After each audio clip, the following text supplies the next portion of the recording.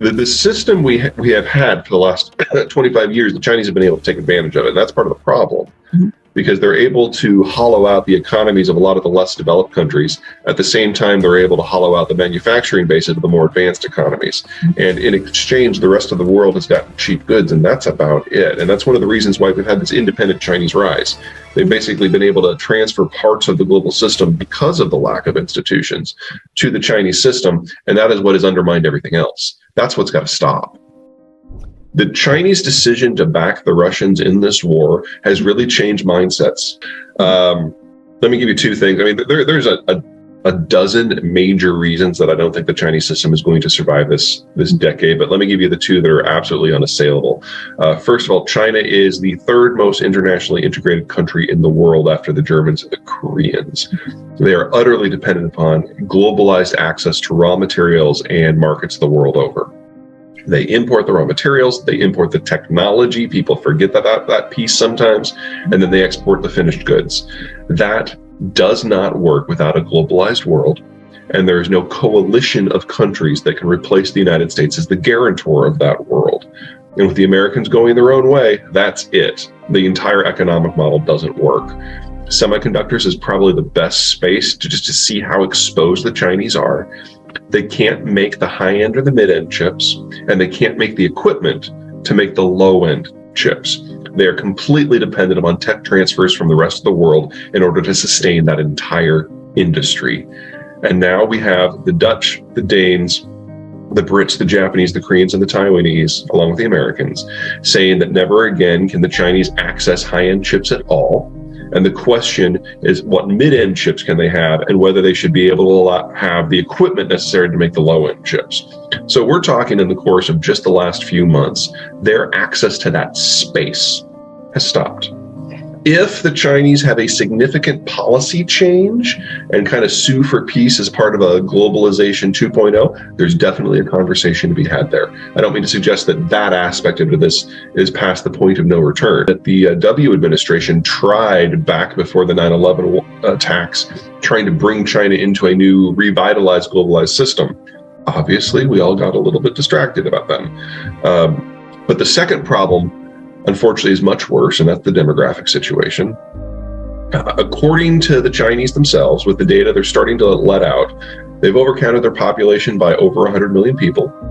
All of those overcounts were people who would have been born since the one-child policy has been adopted, which was 40 years ago, so people 40 and under.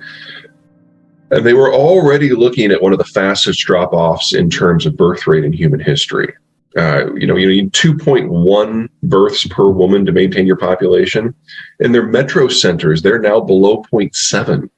I mean, this is faster than the Korean drop-off, and they haven't developed nearly as much as the Koreans have. So if these numbers are true, they're going to lose almost 2 Americas of population in just the next 30 years. And the average age will be older than the Japanese are now. This is not something, we don't even have a model. If you're talking about a population that drops by almost half in 30 years and the people that are left are in their 50s and 60s, I don't see how that can function. But we are in unprecedented times. I get surprised all the time. Is it theoretically possible that the United States will force some sort of second phase globalization on the world? Yes, but what made globalization 1 work is most of the world was devastated. And not only was the American deal good, it was really the only one on the table. I don't think there's a belief at this point that the United States is willing to go that far or cut to the bone that much on economic matters in order to get its way. The American political system really is in a period of retrenchment, regardless of what happens with Biden and Trump. And the degree of leadership that would require, and the degree of acceptance that the rest of the world would have to generate, I don't think that's on deck. Let me give you 2 reasons. One is why I don't think the Chinese would go for it, and the second one, how I would do it if I was, king for a day. The Chinese have degraded into a cult of personality that makes Mao look inclusive. And they have become hostage to their own ideology, and it's leading to a series of cascading policy decisions across the system. The COVID policy is one of those. and the capacity of the Chinese system to adapt and get out of its own way, at least at the moment, is gone. Xi has killed the messenger so many times that it's difficult to get him any real information. And it's only in this last week that he's finally had a face-to-face with anyone for the first time in almost 3 years. So their ability to move beyond the blind ideology of the propaganda arm is seriously constrained at the moment. On the United States side, assuming that the Americans can kind of get their political ducks in a row at home enough to have this conversation, the first step would be to start with the inner family. So the other Anglo states and the Mexicans, and kind of do a first round NAFTA extension combination security and economic deal. The second phase would be to bring in the countries that are consolidated already, that have good relations with the United States. You would need a formal globalization 2.0 version that fuses economic and security issues into a single governing system. It's not national merger, but it's something a lot more formal than just the Article 5 guarantees of NATO and the adjudication systems of NAFTA. Something where it's all under one roof, and we'd all agree to the ground rules at the same time. So human rights, free enterprise, physical defense, all part of the same association. Kind of like what some supporters of the European Union would like to see the EU become.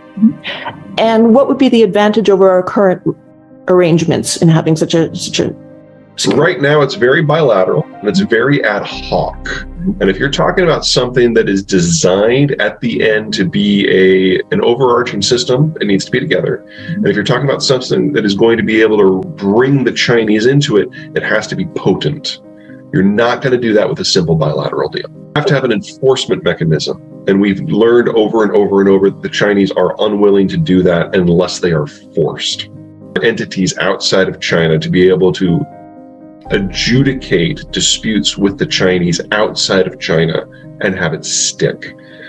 Right now, under pre-existing systems, we sue the Chinese, including at the WTO. The decision is imposed, and the Chinese just move on. That's not how it works. If you're going to have a system that really sticks, you've got to end what has been a relatively exploitive position that the Chinese have taken versus the rest of the world. I'm not sure there's any policy change that can save the Chinese at this point, but if the United States is going to go back into a position of de facto subsidizing a lot of the world, the baseline understandings have to evolve.